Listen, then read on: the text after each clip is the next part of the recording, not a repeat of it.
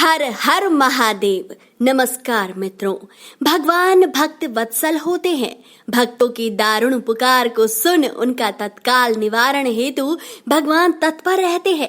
महादेव तो वैसे भी अपने भक्तों को समर्पित रहते हैं और भोलेनाथ कहलाते हैं। फिर ऐसी क्या बात हो गई कि उन्हें निर्धन ब्राह्मण भक्तराज सुदामा का वध करना पड़ा? आइए जानते हैं आज के वीडियो में। स्कंद पुराण में वर्णित कथा के अनुसार कृष्ण लीला की समाप्ति के पश्चात सभी पात्र गोलोक प्रस्थान कर गए, जिसमें भक्तराज सुदामा भी थे। गोलोक में विराजा नामक एक सुंदरी भी निवास करती थी, जो श्री कृष्ण से प्रेम करती थी। वहीं सुदामा भी विराजा के सौंदर्य पर मोहित हो गए। एक दिन की बात है, विराजा प्रेम में विवश होकर श्री कृष्ण के कक्ष में चली गई। तभी वहां राधा आ गई और विराजा को श्री कृष्ण के साथ देखा तो उनके क्रोध का ठिकाना न रहा और उन्होंने तत्काल विराजा को श्राप दे दिया कि वो गोलोक को छोड़ पृथ्वी लोक में निवास करेंगी। इधर सुदामा को जब इस बात की जानकारी हुई तो सुदामा ने भी प्रेम में घायल पंछी की तरह देवी राधा को श्राप दे दिया। तब राधा ने भी सुदामा को राक्षस योनि में पृथ्वी लोक पर जन्म लेने का श्राप दे दिया। कुछ वर्षों के बाद श्राप के फलित होने का समय आया।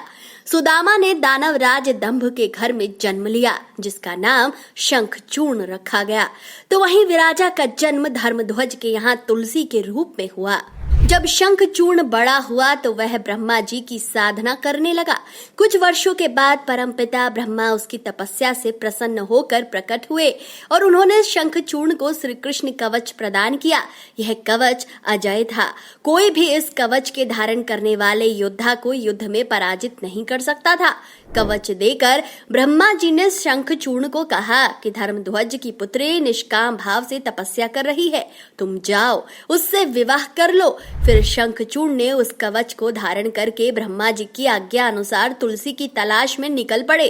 कुछ समय पश्चात ही गुणशील से परिपूर्ण तुलसी से भेंट कर शंखचूर्ण ने सहज ही विवाह का प्रस्ताव रखा। तुलसी भी उसके मधुर व्यवहार से मोहित हो गई और इस प्रकार दोनों का गंधर्व विवाह संपन्न हुआ। इसके पश्चात असुर गुरु शुक्राचार्य की आज्ञा से शंखचूर्ण को असुरों का राजा घोषित कर दिया गया। राजा बनने के पश्चात शंखचूर्ण की आसुरी शक्ति जागृत हुई और उसके अत्याचार लगातार बढ़ते गए। ब्रह्मा जी से मिले वरदान के कारण कोई भी देवता उससे उलझने का प्रयास नहीं करता था। फिर देवी भद्रकाली शंखचूर्ण से युद्ध करने रणभूमि में पधारी।